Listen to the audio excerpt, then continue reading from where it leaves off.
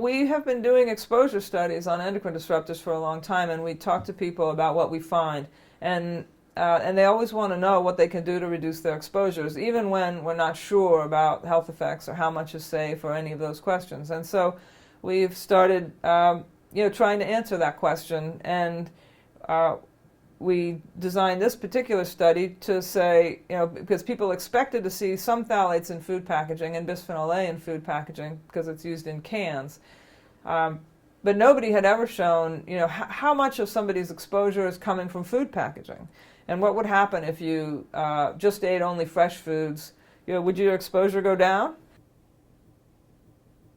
We focused on bisphenol A and phthalates in this study because they're all used very ubiquitously in many different consumer products, including in food packaging. They're both identified as endocrine disruptors. Bisphenol A acts like estrogen, and the phthalates are anti-androgens, so that they're associated with alterations of the male reproductive tract development in utero. The bisphenol A, as an estrogen, we're concerned, of course, for breast cancer. So for 3 days, we enrolled a group of 20 people, 5 families with 2 adults and 2 kids in each family. And we took their urine every evening for a week.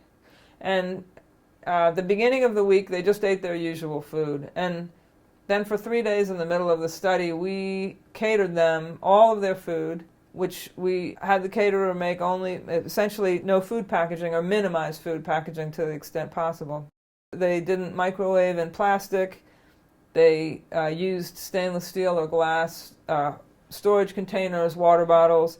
They did not eat out at restaurants, and they did not get coffee out at Starbucks or anywhere like that. And if they made it at home, they made it in a ceramic or a French press, so no plastic.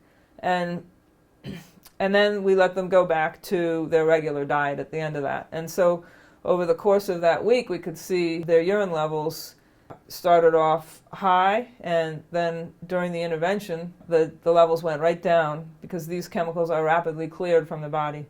And then after the intervention, bisphenol A in particular went right back up. We showed that food packaging was responsible for at least 2/3 of bisphenol A exposure for the people in our study, and over half of the DEHP, one of the phthalates that's most prevalent in food packaging. I think that people have this feeling, especially here in the U.S., that everything they see in the store, some government body has reviewed and approved, and that's just not the case.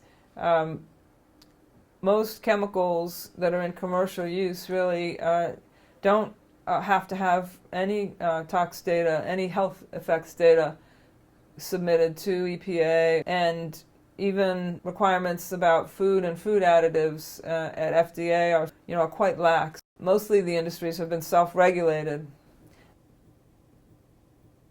The recommendations that we made came directly out of our study and what we did for our participants, so we could demonstrate, that we know that in that case it worked to reduce their exposure. So fresh is best. We focused on trying to buy food that was not frozen, not canned, but cooking from fresh ingredients. Restaurant food storage involves, in some cases, a lot of contact with plastic materials and food packaging and cans.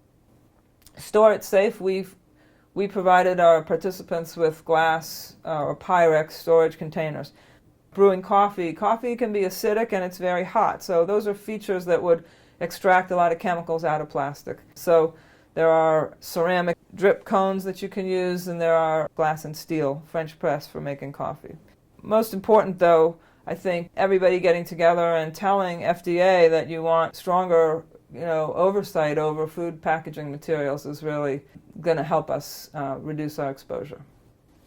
Massachusetts Breast Cancer Coalition is an organization dedicated to preventing environmental causes of breast cancer through community education, research advocacy, and changes to public policy.